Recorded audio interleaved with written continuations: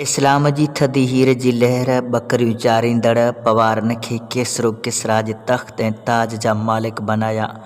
खूनखार ज़ालिमनि खे अमन सलामती जी दुनिया जो निगहबान बनायो।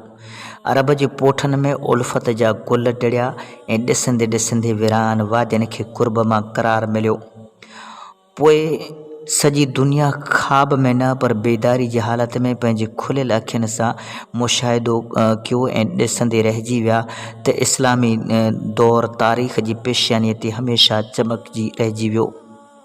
मदीनो शहर जेको सोने नबी करीम सल्लल्लाहु अलैहि वसल्लम जे अचण खां पहिरीं यसरिब नाले सॾिबो हो, उन यसरिब वारनि खे बि सोने नबी करीम मोहम्मद मुस्तफ़ा सल्लल्लाहु अलैहि वसल्लम जे अचण जो बेहद इंतज़ारु हुयो।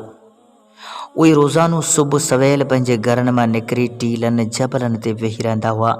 जेसि ताईं मंझंदि जो ॾाढी उस न लॻंदी हुई तेसि ताईं उते वेही सुहिणे नबी जूं वाटूं निहारींदा हुआ। उहे इंतज़ार जूं घड़ियूं बि वॾियूं सब्र आज़मा हूंदियूं हुयूं।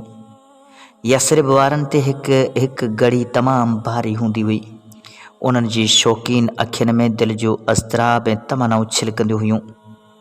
राति जो अहिड़ी उमेद खणी सुम्ही पवंदा हुआ त सुबुह सवेल सुहिणे महबूब जो दीदार कंदासीं। यसरिब जे लकनि मां नुबूवत जो चोॾहीं जो चंड उभरंदो ऐं असीं पंहिंजे निगाहनि से उन नूर जे जलवनि खे जलींदासूं।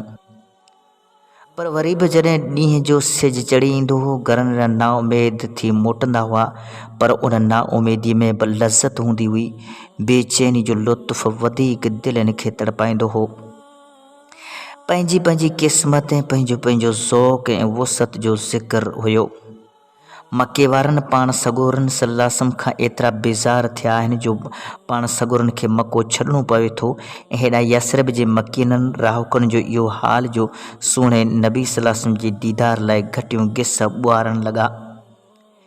इन्हनि सादतमंदनि जो जोश अक़ीदत ऐं फ़र्त मोहब्बत ईअं घुरे थो ॼण त ज़मीन वेड़िजी वञे ऐं कल्ह जे बदिरां सुहिणो नबी सॻोरो अॼु ऐं हींअर ई तशरीफ़ वठी अचे। मके वारनि जिन सुहिणे आवाज़ खे जादू चयो, मदीने वारनि उन जी पज़ीराई कई। मके वारा मुशरिक बेज़ार ऐं मदीने वारा सुहिणे मोहम्मद जा मुश्ताक़। हिकु तरफ़ अदावत ऐं असबियत ऐं ॿी तरफ़ जोश ऐं अक़ीदत ऐं मोहब्बत। मदीने वारनि जी दिलियूं हक़ खे क़बूल करण लाइ बेताब। रोज़ रोज़ जूं नयूं ख़बरूं ॿुधंदा पिया वतन त अॼु कुबा मां सुहिणो महबूब रवानो थियो। कुबा वारनि सुहिणे महबूब सल्लल्लाहु अलैहि वसल्लम जी उठ जी मुहार खे चुमे खेसि अलविदा कयो। हू सुहिणो नबी मदीने में अकेलो नाहे अची रहियो, पर उन जे जलवे में बरकतूं आहिनि, सादतूं आहिनि, हिदायत जो परचम आहे, भलाईअनि जा निशान आहिनि ऐं नेकियुनि जा खज़ाना आहिनि। पाण सॻोरनि जे क़दमनि मुबारकनि सां यसरिब जी तारीख़ जो नओं बाब शुरू थींदो।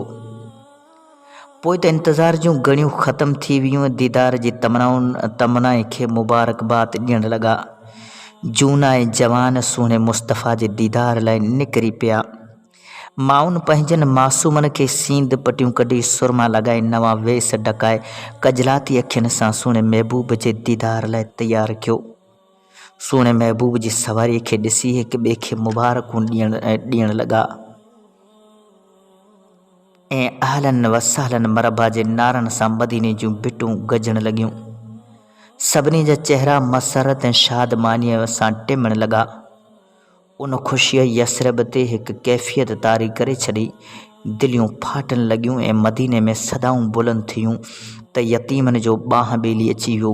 जबलनि जी चोटीअ खां सदाऊं बुलंद थियूं त ग़ुलामनि जो मौला अची वियो।